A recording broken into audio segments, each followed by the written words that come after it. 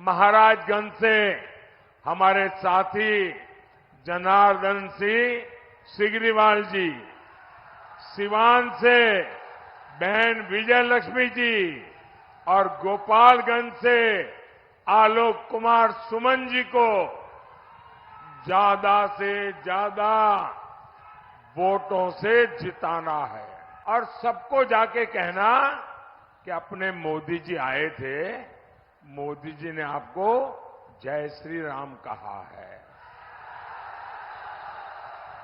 भारत के प्रधानमंत्री नरेंद्र मोदी ने आज सिवान जिले के गोरियाकोठी प्रखंड के आज्ञा महमदा स्थित खेल के मैदान से एक महती चुनावी जनसभा को संबोधित करते हुए हुंकार भरी और कहा कि समूचे देश में एनडीए गठबंधन की लहर चल रही है और अब की बार 400 पार का जो नारा है वह पूर्ण करेगी भारत की जनता।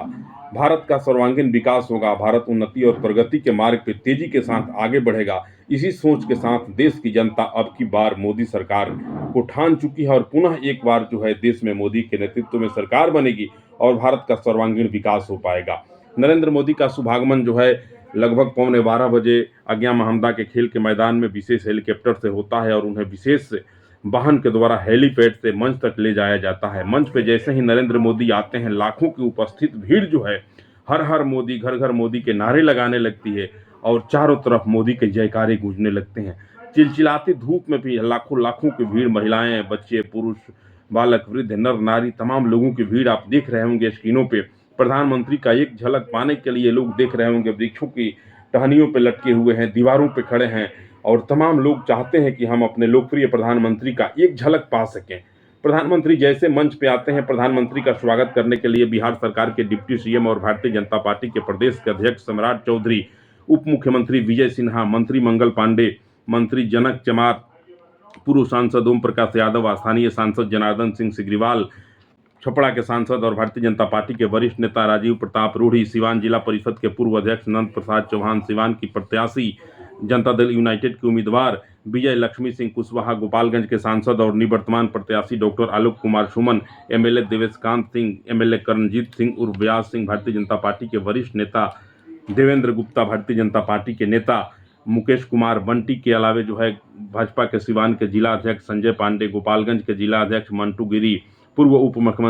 मुख्यमंत्री ताराकिशोर प्रसाद के अलावे काफी संख्या में भारतीय जनता पार्टी के नेता और जनता दल यूनाइटेड के नेता लोगों के द्वारा प्रधानमंत्री नरेंद्र मोदी को अंग वस्त्र और विभिन्न प्रकार के प्रतीक चिन्हों को देकर के सम्मानित किया जाता है और सब लोग प्रधानमंत्री का चरण बंदन करते हैं, सब लोग अभिनंदन करते हैं और प्रधानमंत्री से आशीर्वाद प्राप्त करते हैं। जैसे ही सिवान की उम्मीदवार विजय लक्ष्मी कुशवाहा प्रधानमंत्री को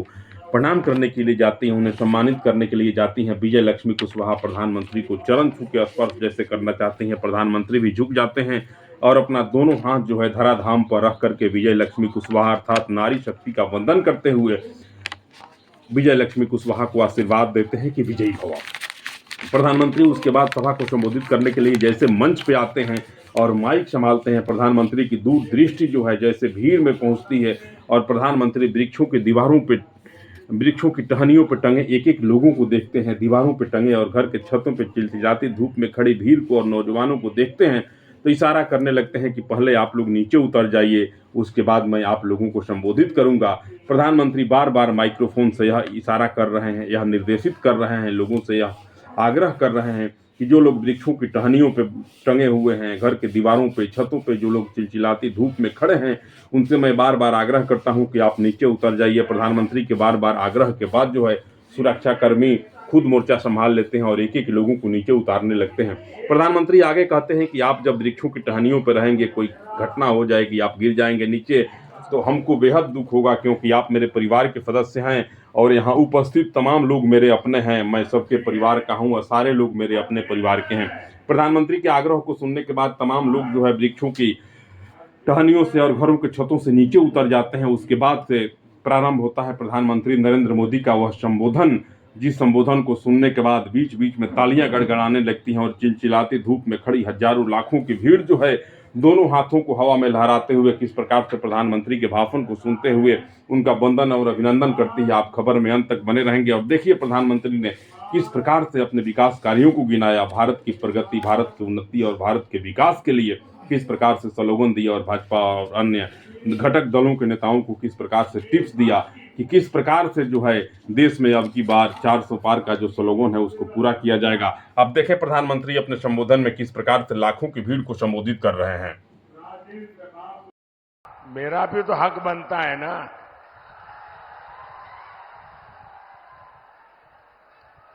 भारत माता की, भारत माता की, बाबा हंसनाथ की, बाबा हंसनाथ की, बाबा महेंद्रनाथ की, बाबा महेंद्रनाथ की। ई पवित्र धरती पर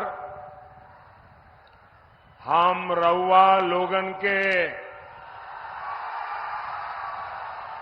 वंदन अभिनंदन करतानी।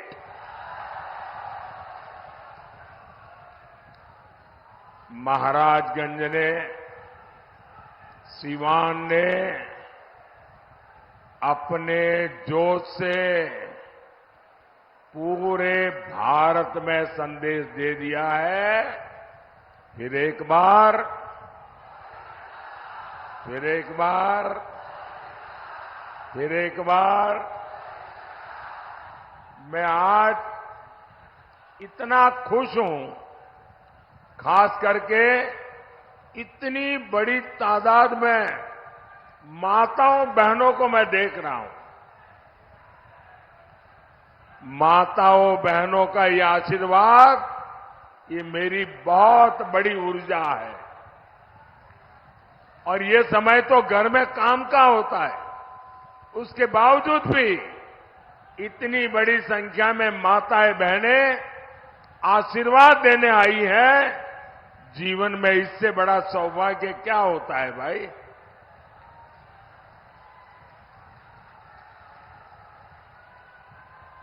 साथियों, मेरा ये बहुत सौभाग्य है कि इन दिनों मुझे देश के कोने कोने में देशवासियों के दर्शन करने का सौभाग्य मिला है। पूरे देश में मैं मातृशक्ति का जो जज्बा देख रहा हूं, माताओं बहनों का जो प्यार देख रहा हूं,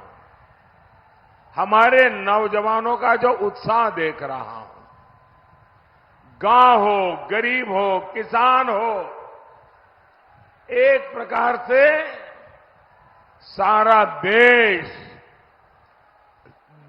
के उज्जवल भविष्य के लिए संकल्पबद्ध हो चुका है। और मैं भी आपको गारंटी देता हूं, मैं आपके लिए दिन रात मेहनत करूंगा, पहले से भी ज्यादा मेहनत करूंगा।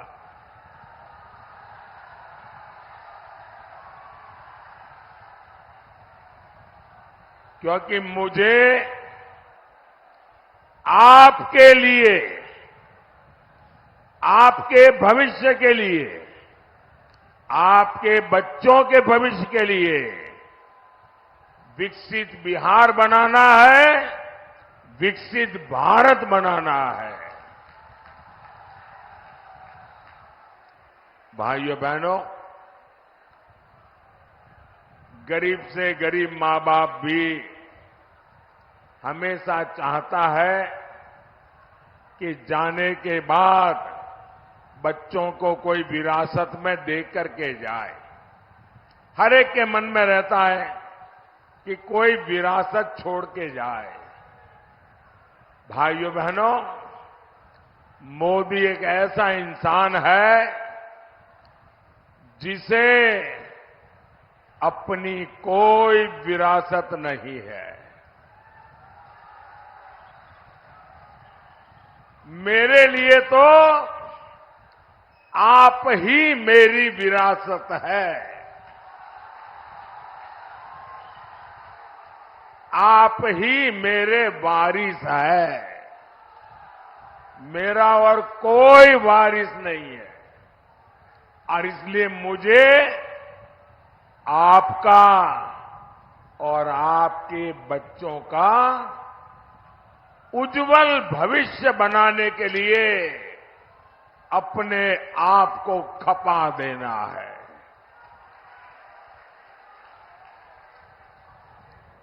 मैं नहीं चाहता कि अपने जीवन में आपने जो कष्ट भोगे उसका रत्ती भर भी